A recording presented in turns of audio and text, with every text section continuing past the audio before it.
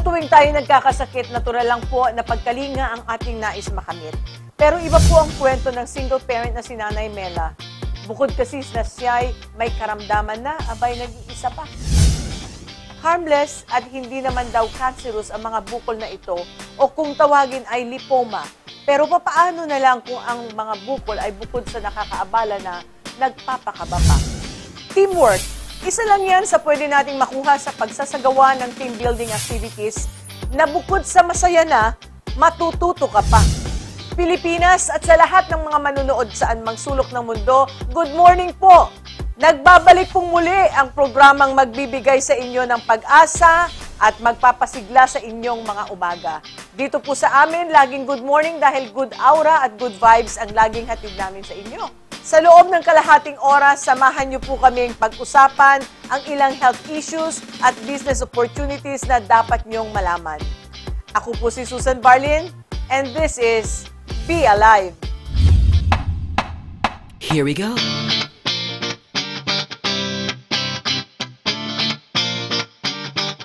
Let me lift you up.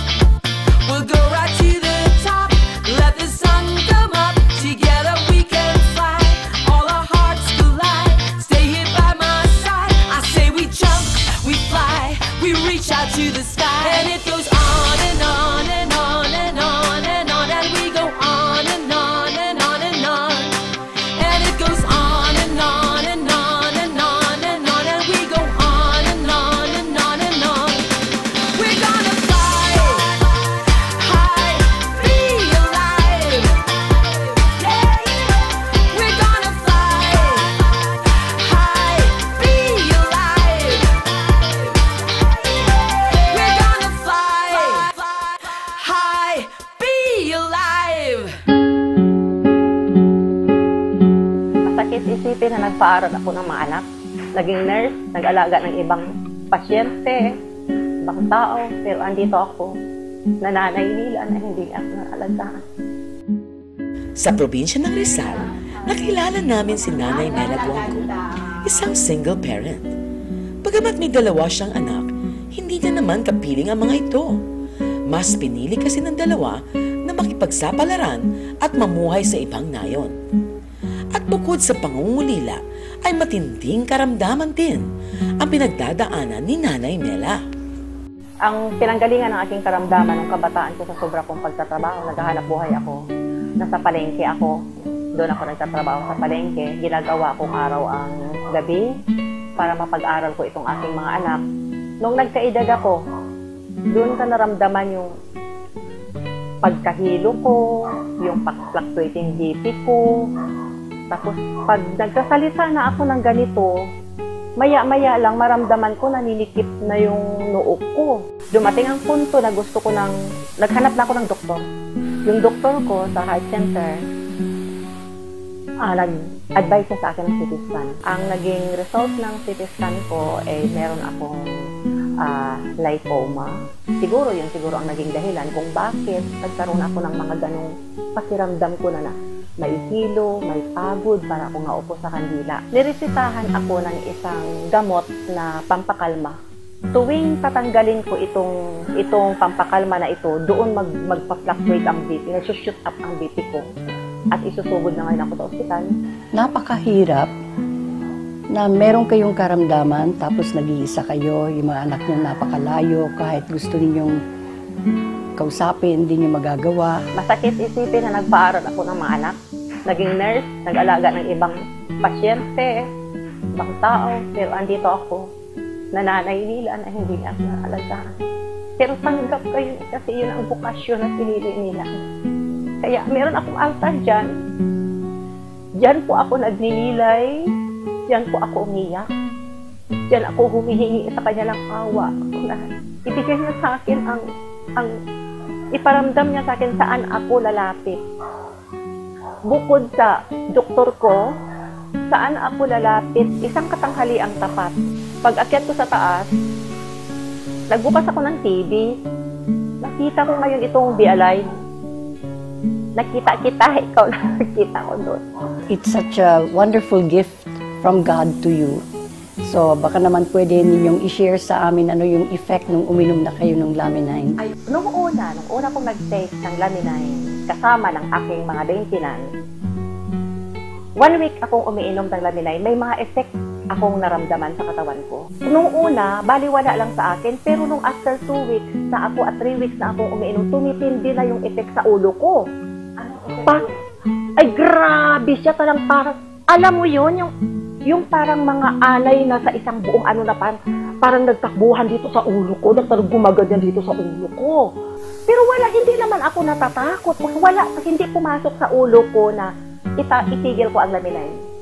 Ang pumasok lang sa isip ko nung nawala na yung drugs, nung tinanggal, nung na-withdraw na yung drugs na iniinom ko sa katawan ko, yung pampakalma, na-withdraw na yun ang Laminine, tuloy ang Laminine ko, lumakas na ang loob ko na makikleanse talaga ako ng Laminine. Anong pakiramdam mo ngayon na nag-uusap tayo?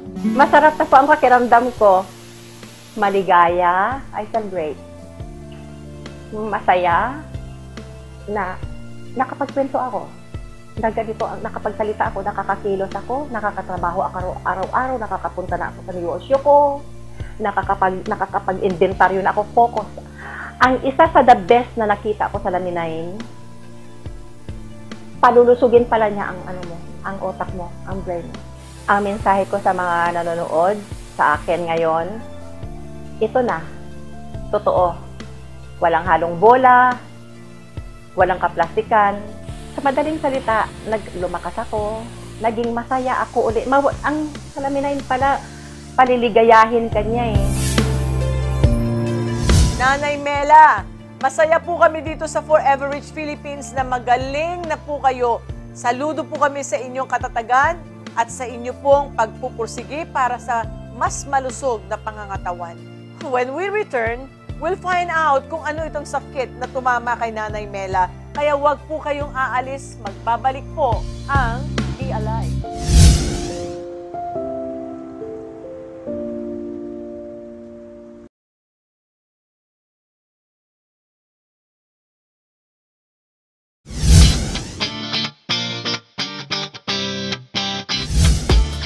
Ano nga ba ang sakit na tumama kay Nanay Mela? Bagamat wala itong pinipiling edad, madalas na biktima lang lipoma o yung tinatawag nating fatty lumps o maliliit na bukol sa ilalim ng ating balat ay ang mga nasa middle age. Bukod dito, may high blood din si Nanay Mela. Ano nga ba ang dapat gawin? Pag-usapan natin yan mamaya kasama ang ating health experts. But in the meantime, tulad ng lagi nating ginagawa, at the end of the show, a question will be raised at kapag ikaw ang unang nakasagot ng tama, abay, special prize mula sa Forever Rich Philippines ang naghihintay sa'yo. Kaya ang aming laging payo, makinig ng maigi sa aming mga talakayan. Balik muna sa inyo, Susan. Depressed dahil nag-iisa sa buhay, may lipoma, may high blood pressure, at may genetic history ng breast cancer. Abay, nag-shopping na ng mga karamdaman si Nanay Mela, hindi po ba? Pag-usapan po natin ang mga karamdaman na yan kasama sina Dr. Arlie at of course ang ating si Dr. Ria Magalona, isang family physician and ang ating consultant sa wellness, no? So, ang topic po natin ngayon ay lipoma at saka high blood pressure. Dr. Arlie, ito si Nanay Mela, talagang halos pinakyaw na yung mga sakit, no? Merong lipoma, high blood pressure. Ano po ang nagawa at magagawa ng Laminine sa kanyang karamdaman? Una, pagka maraming mga karamdaman, kailangan yung tulong na aasahan natin, yung tutulungan din buong katawan. That is where the ingredients of Laminine comes in. Yung galing sa itlog, fertilized chicken eggs, galing sa gulay, galing sa isda, nagkaroon ng blending na sinasabing proprietary blend, OPT9. Ayon sa mga researchers, babalansehin niya yung homeostatic function. Ibig sabihin ng homeostatic function, it is the body's ability to build, maintain, repair itself. O di halos lahat yan. Doc Ria, yung lipoma po, yung pong parang bukol sa ilalim ng balat, so mababaw lang yun? Actually po sa kay Nanay Mela, lipoma of the brain po. Pasyente ko po kasi siya mismo. Oh, wow. So, anything that is space occupying sa brain po will cause a symptom kasi mag-a-appear ng headache, minsan nahihilo siya. Actually po ma'am, when I met her, she has 12 maintenance medications. Oh my goodness. And then sobra po, parang ang daily BP niya is 160, 170 every day. So, I explained to her that it will be a continuous process. In-explain ko, gaya sinabi ni Doc Arlie, how can Lamine help? So, eventually, tinutulungan ng Lamine with yung synthetic medications niya kasama. But, nagulat yung doktor niya. Yes. Kasi, yung mismong doktor niya rin eventually nag-alis ng mga medications. Now, she's only in one medication lang. Wow.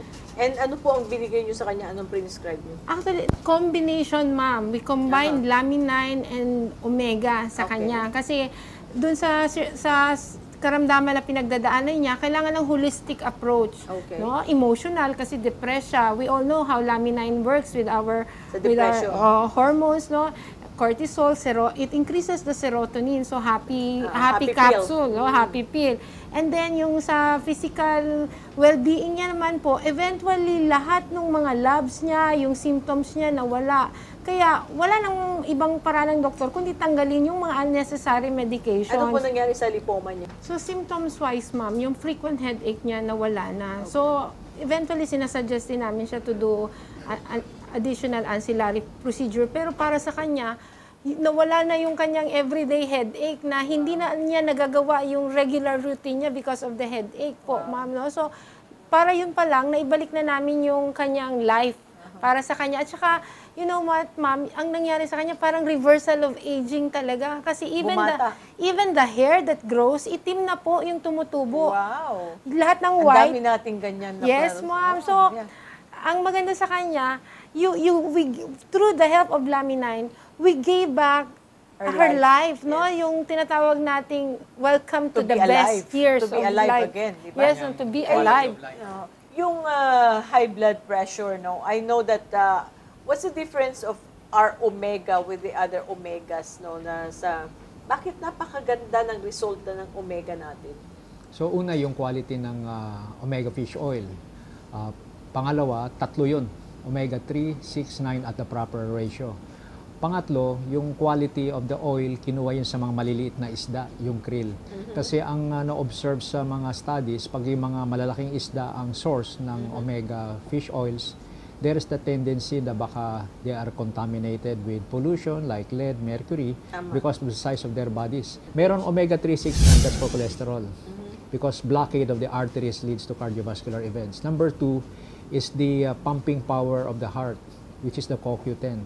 Number 3 is the antioxidant property of CoQ10. Then the last one is vitamin K2 to prevent the hardening of the artery or calcification. Kasi ang problema, napansin nung research in medicine during past 10 years, we need calcium for stronger bones and teeth. Tama. But the calcium will attach to the arteries and harden the arteries. Tama, tsaka hindi na pupunta sa buto. O ngayon, nakuha rin yung solusyon, vitamin K2. We coach the calcium to move away from the artery and be in the bones where they should be. So, the three mechanisms that leads to cardiovascular disease, which is blockade, weakening of the heart, and hardening the artery, is addressed by the formula. So, we have one of the best, probably one of the best functional food for cardiovascular At saka health. talagang may proven na nagpapababa ng high blood pressure. So, marami na study dyan that will help. Very good. Para po sa mga may high blood pressure o may lipoma o may mga karamdaman, nakakatulong po ba na uminom sila ng mga bagong produkto natin ng digestive, no? Tsaka yung immune para sa kanilang sitwasyon? Ang maganda dito, ma'am, yung formulation natin ng digestive is a complete formulation to enhance our digestive system. Number 1, the probiotics. Usong-uso po yan. Alam natin yung mga live bacteria that will balance our intestinal flora. But studies says, no, kahit meron kang probiotics pero walang prebiotics, hindi nabubuhay ng matagal dun sa sistema natin or baka bago mo inumin namatay na. Ang kinaganda naman po, enzyme blend. So lahat ng tinitake mo, lahat ng nutrition nakukuha and then yung mga hindi kailangan na itatapon. Immune po will enhance our immune system. So combination, Lamine, Omega, digestive, and immune will give you a perfect Total health package Yes, talaga. And meron po tayong total health package ngayong September. na talaga pong napakaganda po at napakamura at napakaganda po ring i-offer. So, call us po para to find out the total health package po ng Forever Rich at saka Life Farm. And of course, digestive, huwag niyo pong kalimutan. Maging lahat po ng produkto natin, dapat araw-araw, doktora, di ba? Kailangan kasama niyo po yan, kakambal. At ang maganda dyan, networking talaga ang system natin ng distribution. So, ibig sabihin po, iniinom nyo ba, kumikita pa kayo. So, for that, thank you so much, doctors, for enlightening our televiewers and, of course, informing them again about this, invaluable information. And for sure, marami pong kaalamanan na natutulot ang ating mga manunood. Sa aming pagbabalik, alamin po natin kung bakit mahalaga na ang bawat kumpanya ay nagsasagawa ng team building. Kaya, tumutok lang po tayo dito sa Be Alive. Don't go away. Be alive!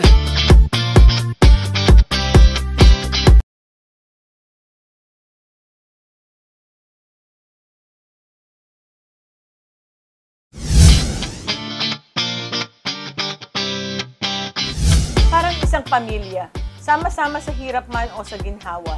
Ganyan ang trato namin sa isa't isa dito sa Forever Rich Philippines. Kaya naman para payabungin pa ang mga samahan ng ating members, ay nagsagawa kami ng team building kamakailan lang sa Tagaytay Highlands Resort. Medyo sosyal po. Ano ba ang kahalagahan ng team building? Alamin natin yan kasama ang napakagaling na mentor at moderator, isang life coach at isang profesor, si Mr. Ryan Santos. O actually, Doc Ryan po ang tawag namin sa kanya.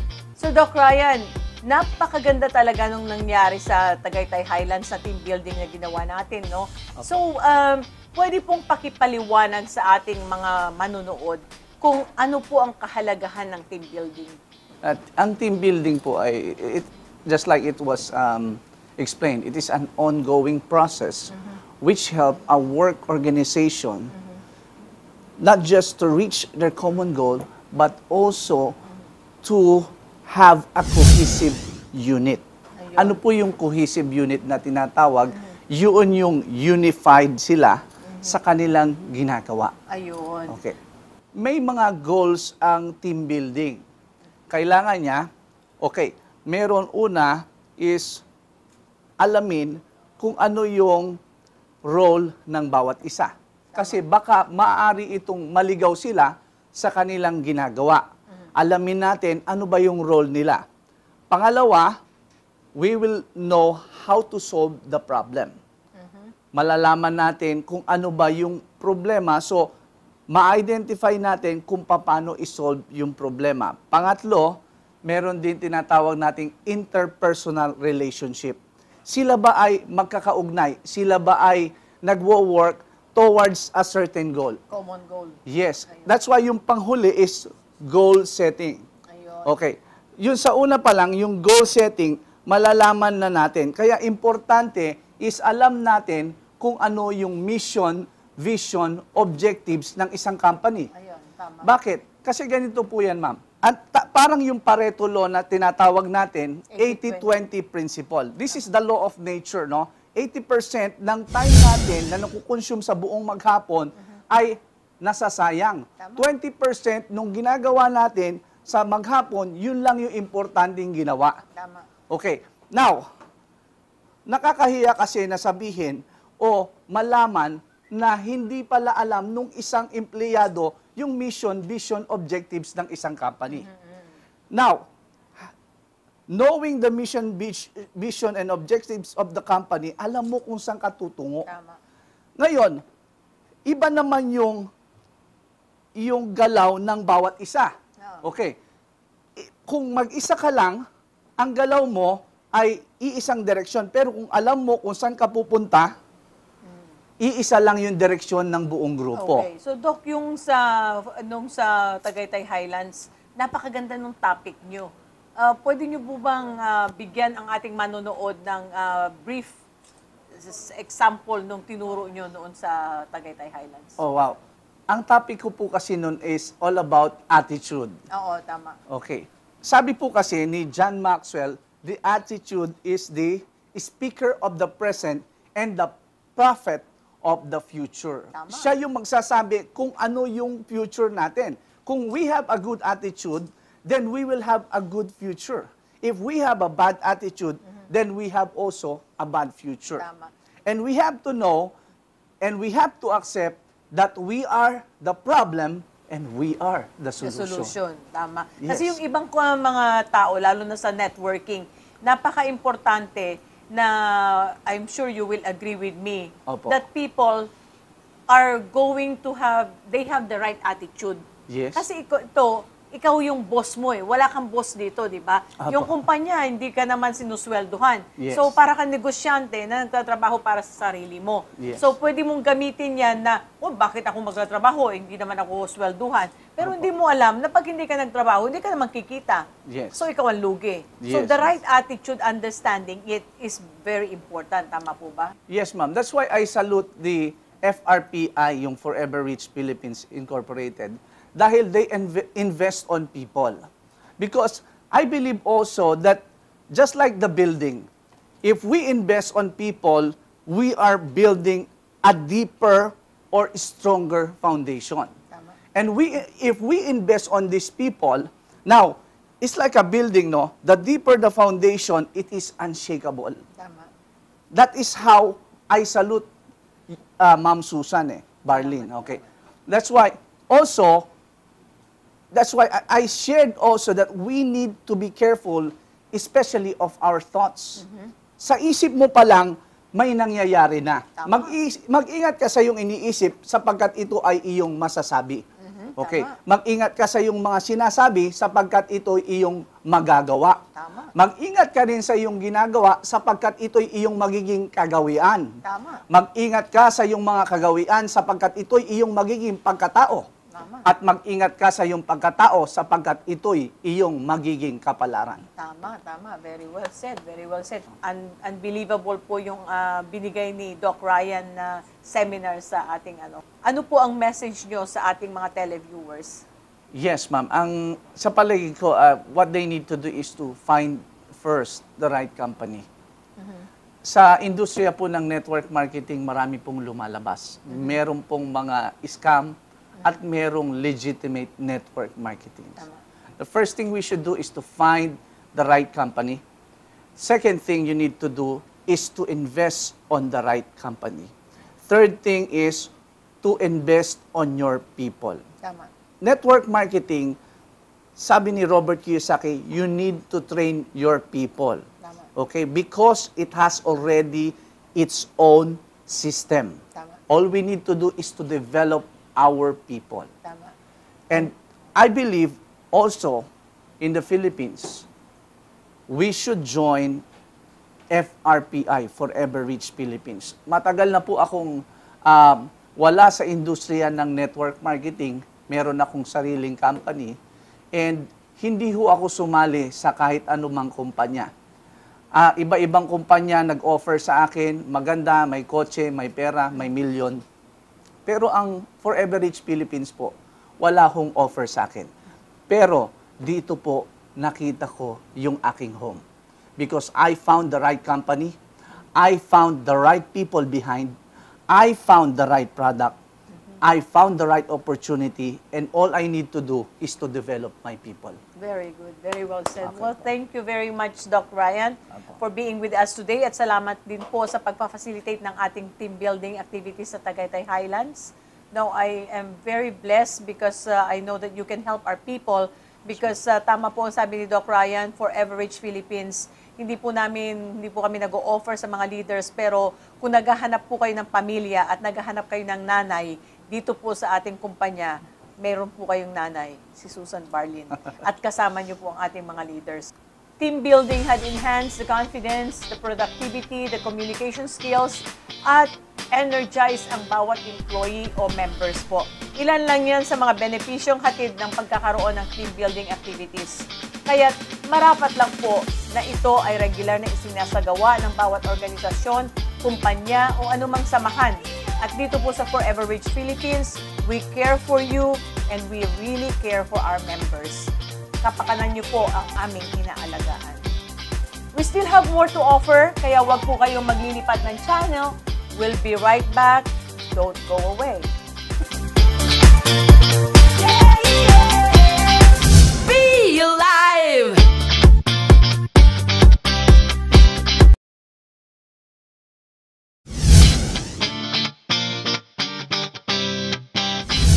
Tita Maggie, Ana, napakabilis talaga ng oras at sa totoo lang, napakarami pa natin dapat talakayin at kulang na kulang ang 30 minutes para sa ating mga talakayan, di ba?